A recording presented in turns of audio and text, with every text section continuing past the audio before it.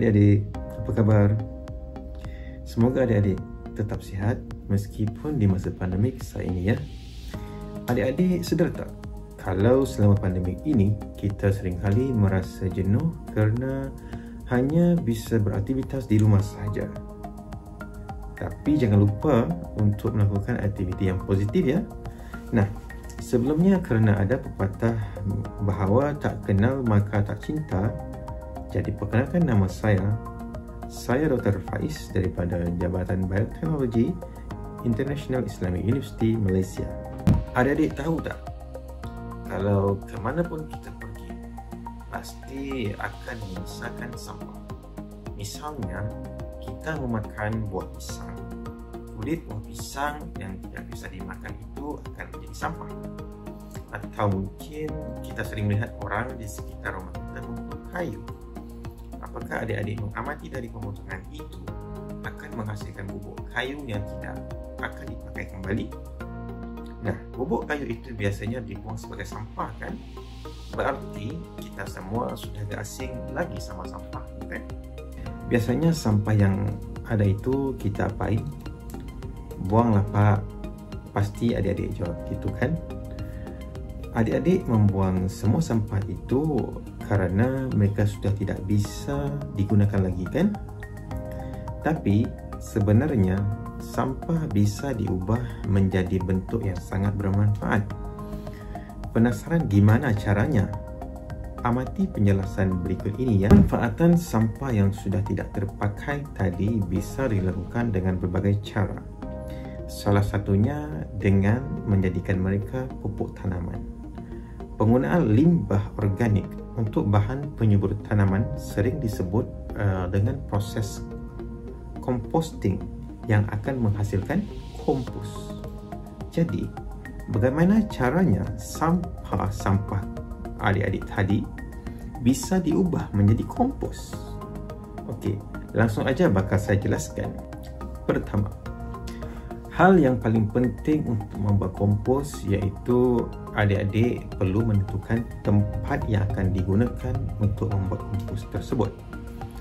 Bisa di dalam ruangan seperti di dapur atau balkoni maupun di luar ruangan seperti halaman dan kebun. Kedua,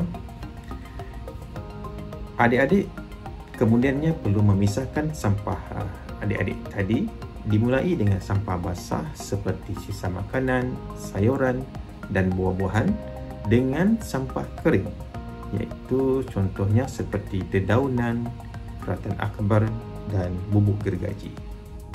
Seterusnya, setelah sampah-sampah tersebut diasingkan, kita perlu memilih bekas yang akan digunakan sebagai media pengomposan.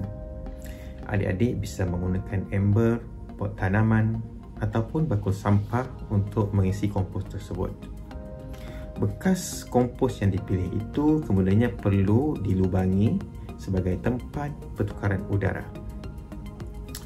Perlu diingat ya, sekiranya pengomposan dilakukan di dalam ruangan, bahagian bawah bekas perlulah dilapis dengan keratan-keratan akbar agar tidak mengotori daerah sekitarnya. Berikutnya, memasukkan sampah basah dan sampah kering secara bergantian dengan jumlah yang sama. Misalkan adik-adik menambahkan 1 gelas sampah basah ke dalam bekas pengomposan, maka adik-adik harus menambahkan 1 gelas sampah kering melapisi bahagian atas sampah basah tadi. Proses ini bisa diulang menjadi beberapa lapisan sehingga memenuhi 3/4 daripada bekas yang digunakan. Kemudian, adik-adik bisa menjaga kompos adik-adik tadi agar tetap lembap dengan cara menyiram kompos tersebut dengan air sesekali. Bulking agent juga boleh ditambah. Bulking agent ini seperti tanah, boleh ditambah setiap minggunya untuk mempercepatkan proses pengomposan.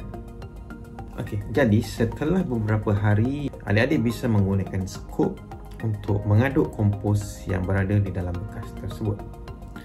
Hal ini disyorkan untuk mempercepatkan penguraian daripada limbah tersebut. Dan kemudian setelah 2 hingga 3 bulan, kompos pun sudah siap digunakan. Simple bukan? Jadi adik-adik bisa mempraktikkan ini di rumah. Tunggu apa lagi? Mulailah bergerak sekarang untuk membuat lingkungan yang semakin baik.